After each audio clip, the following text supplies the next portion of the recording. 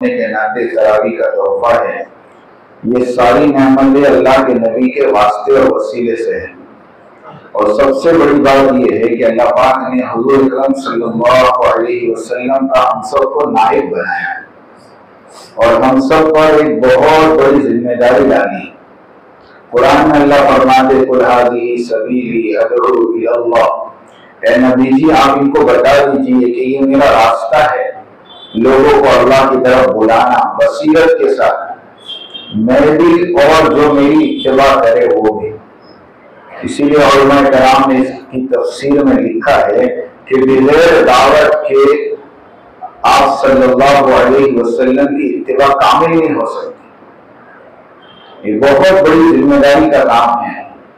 पिछली कौमों के जिम्मे था कि सिर्फ अपनी इबादत कर लो, अपनी जो है आखिरत बना लो, अपने जिक्र कर लो, अपनी आखिरत की तैयारी कर लो। लेकिन इस उम्मत में होने के नाते बहुत बड़ी जिम्मेदारी है कि कयामत तक आने वाले इंसान तक अल्लाह के दीन को पहुंचाओ। ये काम दोस्तों नबियों वाला काम है। दुनिया में कमोबेश 1.25 लाख नबी आए और हर नबी ने आकर अपनी कौम को 3 बातें समझाई। उसी को मैं थोड़ा तफसील से बता दूं।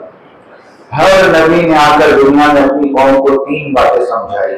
सबसे पहले वहदानियत को समझाया कि अल्लाह एक है, अकेले है, तन्हे तना है, उसका कोई शरीक नहीं है, उसका कोई पार्टनर नहीं है, उसका कोई साथी नहीं है, उसको कोई मशवरा देने वाला नहीं है।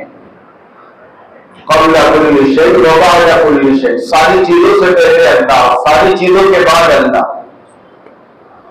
ये जमीन और आसमान अल्लाह की तख्लीक है और ये जमीन और आसमान का निजाम अल्लाह के कंट्रोल में है। अल्लाह की कुदरत से बाहर कोई चीज नहीं है।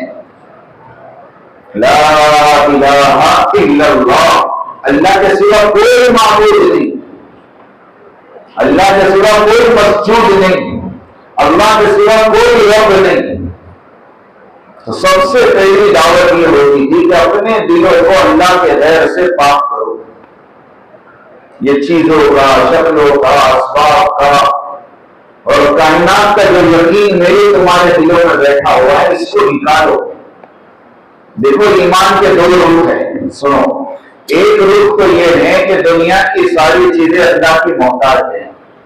दुनिया की सारी चीजें अल्लाह की मोहताज है। ये तो मैं भी मानता हूं, आप भी मानते हैं, बल्कि जो गैर मुस्लिम है वो भी मानते हैं कि दुनिया में जो कुछ हो रहा है ऊपर वाले की कृपा से है। वो ऊपर वाला कार्य करता है, वो सब कुछ करता है, गैर भी कहता है। तो ईमान का तो एक रुख है कि दुनिया की सारी चीजें अल्लाह की मोहताज है।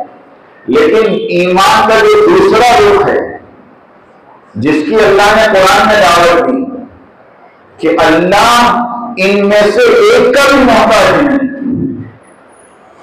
इज्जत के देने में अल्लाह पैसों का मोहताज नहीं, पेट के भरने में अल्लाह खाने का मोहताज नहीं, प्यास के बुझाने में अल्लाह पानी का मोहताज नहीं, शिफा के देने में अल्लाह दवा का मोहताज नहीं। आपको कुरान में ऐसी मिसालें मिलेगी कि कयामत के करीब एक जमाना आएगा जब अल्लाह रब्बुल इज्जत इंसानों का पेट अपने जिक्र से भरेंगे, इंसानों की प्यास अल्लाह की तारीफ से बुझेगी। अय्यूब अलैहिस्सलाम का वाक़या उठाकर देखो, 18 साल की बीमारी है और 18 साल बीमारी में गुजरे। आखिर में जाकर अल्लाह से सिर्फ फरियाद की तो अल्लाह रब्बुल इज्जत ने जमीन में से पानी निकाला और हाथ में लकड़ी दी। लकड़ी को जमीन पे मारो, जमीन में से पानी निकला। इस जमीन से गुस्ल कर लो, इस पानी से गुस्ल करो, सारी बीमारियां झटके में खत्म हो। न इंजेक्शन, न दवा, न डॉक्टर, न हकीम, न इलाज, न मालिजा, कुछ नहीं। हमने कहते हैं ना पुरानी बीमारी से, जूनी बीमारी से छूटते देर नहीं, अल्लाह के यहाँ कोई देर नहीं। कसम खुदा की, अल्लाह जिस चीज का इरादा कर लेते हैं बस अल्लाह कहते हैं हो जा, हो जा। सबसे पहले हर नबी की दावत ये थी कि अपने दिलों के अंदर ये बात बिठाओ, अल्लाह की कसम इन तमाम नक्शों का अल्लाह मोहताज अल्लाह इज्जत के नक्शे में रखकर जलील कर दे, अल्लाह जिंदगी के नक्शे में रखकर मौत दे दे, अल्लाह नफे के नक्शे में रखकर नुकसान दे। हाँ, मूसा अलैहिस्सलाम को दरिया से पार किया और उसी दरिया के अंदर फिरौन को डुबाया। किसी किताब में बड़ी अजीब बात लिखी कि वो रास्ते फिरौन के लिए बने थे, मूसा अलैहिस्सलाम के लिए नहीं बने थे। क्या मतलब कि मूसा अलैहिस्सलाम को तो पूरा यकीन था इन्ना रब्बी सयहदीन, मेरा रब मेरे साथ है, वो तो मुझे रास्ता बताएगा।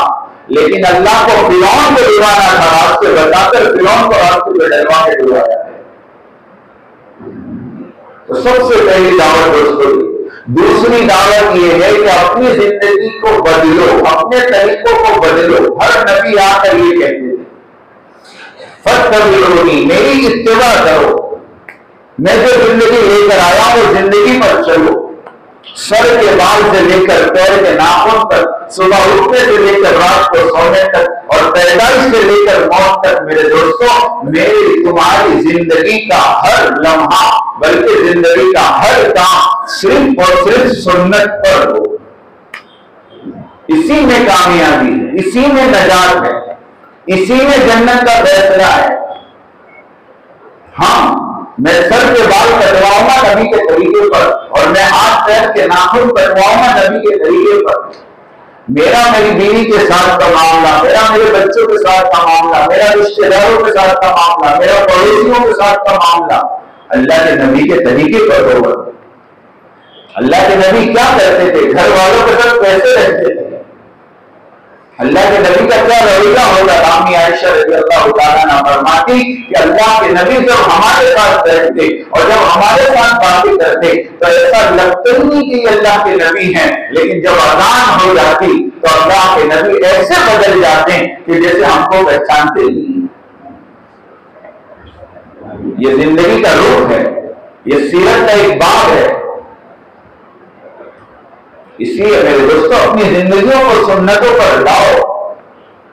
एक एक चीज देखी जाएगी, एक एक चीज। एक छोटा सा वाकया हज़रत सहाबा में कि अल्लाह के नबी के बाद इंतकाल दुनिया से पर्दा फरमाने के बाद अम्मी आयशा रज़ियल्लाहु ताला अपनी बांदी को किसी सहाबी के घर भेजा किसी काम से। वो सहाबी ने वो बांदी ने आकर अम्मी आयशा से कहा कि वो सहाबी का और उनकी घरवाली की कुछ अनबन है।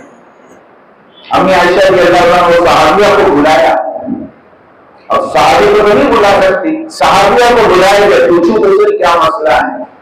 जब सहाबिया को बुलाया और उसके सामने बात रखी तो उन सहाबिया औरत ने कहा अम्मी जान हमारी तो कोई लड़ाई नहीं, हमारी तो कोई इख्तिलाफ नहीं, हम तो मोहब्बत से रहते हैं, आपको किसने कह दिया?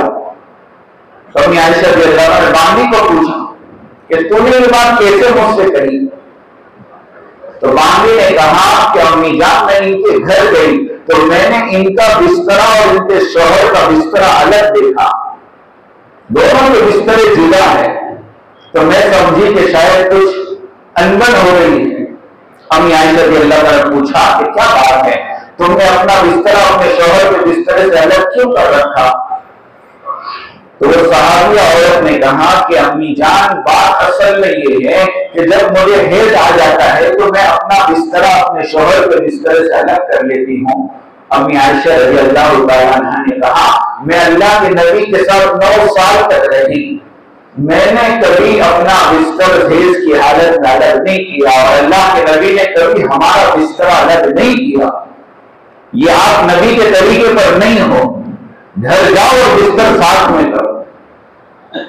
मां अब्दुल हन्नान साहब एक मरतबा कह रहे थे हजरत हफ्सा रज़ियल्लाहु ताला गालिब बनी, हजरत सौदा रज़ियल्लाहु, दो में से कोई एक अल्लाह के नबी के साथ थी। रात को अल्लाह के नबी की आंख खुली तो सौदा बिस्तर पर नहीं है, अल्लाह के नबी उठकर बैठ गए तो देखा हजरत हफ्सा रज़ियल्लाहु ताला दीवार से टेक लगाकर बैठी। अल्लाह के नबी ने पूछा हफ्सा क्या बात है, क्यों वहां बैठी हो? अल्लाह के नबी मैं नापाक हो चुकी हूँ, आप पाक है, आपका बिस्तर पाक है। अल्लाह के नबी ने कहा हफ्सा जल्दी उठो और बिस्तर पर आओ, वरना ये अमल मेरी उम्मत क़यामत तक के हुज्जत बना दे।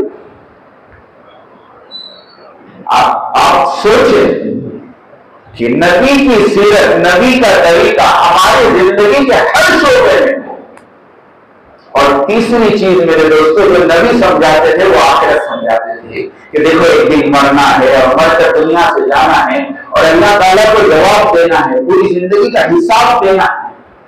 मरने के बाद की जिंदगी समझाते थे और कुफार मक्का के नबी की इस बात का मजाक उड़ाते थे। वो कहते थे अल्लाह इतना और कुलना थोड़ा होगा, अरे हम मर जाएंगे और हमारी मट्टी हो जाएगी। अल्लाह हमें अपना जिंदा करेगा, हमारे बाप दादा तो जिनकी मट्टियां भी खत्म हो गई। अल्लाह रब्बुल इज्जत फरमाते नबी, अल्लाह ताला नबी से कहते कोई इन नवलिन वल आखिरीन लमजमूउन इला मीक़ाति यौमिन मालूम, एक दिन आएगा जब हम अव्वलीन और आखिरीन को जमा करेंगे। वो कयामत का मैदान कायम होगा जिसमें अल्लाह हम सब को जमा करेंगे और हम सब का नाम ले लेकर अल्लाह पुकारेंगे।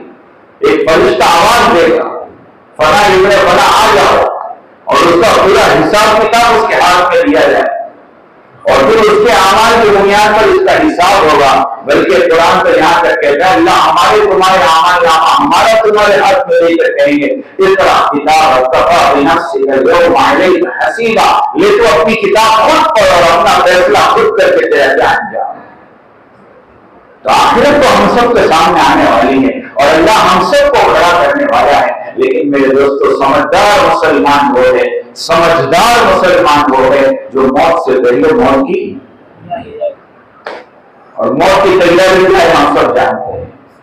कब्र खुलवाना तैयारी नहीं है, कफन तैयार करने नहीं, वो तो मिल जाएगी, वो तो मेरे और आपके मुकद्दर में लिखा हुआ है कहाँ दफन होना। एक किताब में मैंने पढ़ा, जब बच्चा पैदा होता है तो उसकी नाक काटी जाती है, उसमें से छोटी सी मट्टी गिरती है। उस किताब में लिखा है कि वो मट्टी उस जगह की होती है जहां पर ये मर के दफन होने वाला है। वो तो तुम हमें साथ में लेकर आए, उसकी फिक्र नहीं है। फिक्र इस बात की है मेरे दोस्तों कि मरने के बाद जो चीजें मेरे और तुम्हारे काम आने वाली है, जो अमाल मेरे तुम्हारे कब्र पर साथ आने वाले हैं, हमें उसकी फिक्र है। उसके लिए अल्लाह पाक ने इस जमाने में चलती फिरती मेहनत, दावत की मुबारक मेहनत चलाई। हजारों नहीं लाखों लोग दुनिया में चल रहे फिर रहे हैं और इसको बयान करने की जरूरत नहीं, बल्कि ये तो मुशाहिदे की बात है कि आज से 50 साल पहले हमारे सूबे का क्या हाल था। अल्लाह जज़ाए खैर दे हमारे अकाबरीन को, हमारे जो है माशाअल्लाह बड़ों को, कुर्बानियां देते चले गए, मेहनत करते चले गए। तो आज देखो इस मजमे में नौजवान बच्चे, इनके सरों पर टोपी है, इनके चेहरों पर दाढ़ी है, कोई सोच नहीं सकता था। आज मोबाइल के जमाने में, दुनिया भर की गंदगियों के जमाने में, आज बाजार में निकले तो हमारा नौजवान चेहरे पर सुन्नत सजाए हुए, सरों पर टोपी रखे हुए। अरे और फिर कॉलेजों में जाओ आप, अल्हम्दुलिल्लाह ऐसे नौजवान मिलेंगे जो अमाना बांधकर कॉलेजों में जाते। ये क्या है? ये इसी मेहनत की बरकत है कि अल्लाह पाक ने कैसे कैसे को हिदायत दी। इसलिए बयान करने की जरूरत नहीं, तो आपको मुशाहिदे की चीजें, इसलिए अल्लाह पाक ने एक मौका दिया है दोस्तों मौत से पहले। इसके लिए हम सब नियतें करें, इरादे करें कि इस मेहनत को अपनी जिंदगी का मकसद बनाएंगे इंशाअल्लाह।